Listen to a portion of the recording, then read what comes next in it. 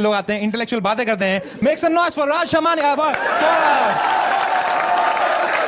Ranveer Allahbadia, come on. Ranveer भाई, how are you feeling today at the show India's Got Talent? कैसा लग रहा है आपको पहला एक्सपीरियंस? बहुत सही लग रहा है. I'm glad no one's asking for tickets anymore.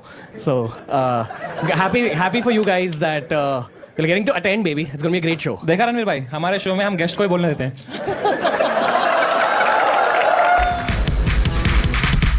Content पर Watch your parents have कभी देखिए 2 crore in cash. ऐसे कंटेंट पर ताली नहीं, तमाचा चाहिए.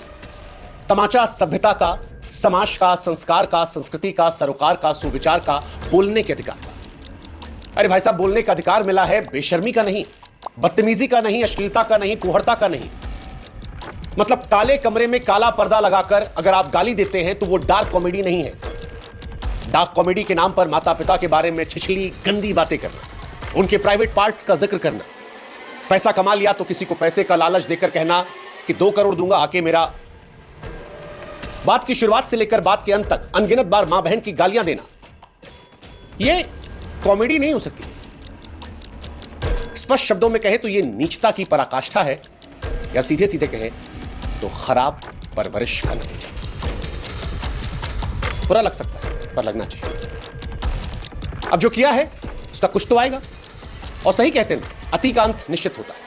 वरना जिस देश में क्रिकेट और कोविड को छोड़कर बिरले कोई ऐसा मुद्दा हो जिसमें हर उम्र, हर धर्म, हर वर्ग का आदमी एक सुर में सुर मिलाए, उस देश में आज पूरा देश एक साथ कह रहा है शट अप. इन सबको कह रहा है, ये जो काला पर्दा लगाकर काले कमरे में गाली दे देकर डार्क ह्यूमर का जिक्र कर रहे हैं और ही कर रहे हैं, उनको समूचा देश कह रहा है शट अप. आप नजर उठाकर देख लीजिए, चाहे महाराष्ट्र का पक्ष विपक्ष हो, दिल्ली में बैठे नेता, किसान नेता, महिला आयोग, सोशल मीडिया पर लोग, या हम जैसे आम, आज हर कोई कह रहा है कि इन पर कार्रवाई हो. इन 3 चेहरों को आपने कई बार देखा होगा. कहने को तीनों कंटेंट क्रिएटर है, इन्फ्लुएंसर है, मिलियंस में फॉलोअर है, नामी है, पैसा छापा है, लेकिन अब ये तीनों बदनाम है. एक एक करके इनका परिचय करवाते हैं. समय रैना का शो इंडियाज गॉट टैलेंट. समय के बारे में बाद में बात करेंगे, पहले बात करते हैं अश्लील इलाहाबादिया की, सॉरी रणवीर इलाहाबादिया. हालांकि अब सोशल मीडिया पर जितना उन्होंने ख्याति पाई है वो वल्गर इलाहाबादिया या अश्लील इलाहाबादिया के नाम से मशहूर हो गए.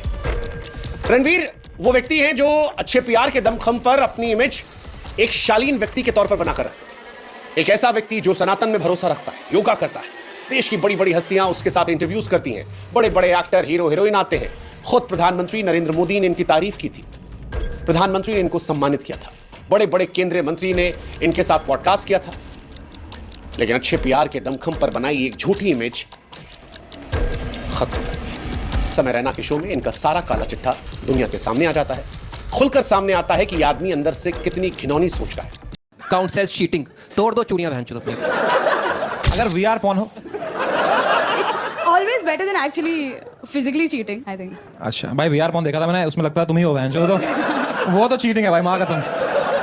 मैंने एक बार देखा, उसके बाद मैंने बर्तन धोए घर पे की बहन चोद. ये जो इस लड़की के साथ कर रहा हूँ मैं, सही नहीं है भाई. रोज रात को देखता था मेरे बहन. क्या बड़ा बैंड है मेरा. देखा भाई, हम अपने शो में गेस्ट गाने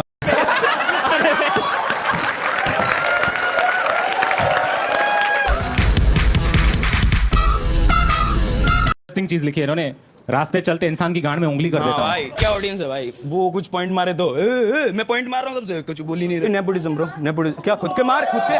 भाई बियर बंद करो, बियर चढ़ गई, इसको बंद करो भाई. चढ़ गई भाई, अभी भी पकड़ी. चुप रहे, नहीं दोस्त है, चुप रहे 2 मिनट. भाई अब मैं एक बात बोलूं,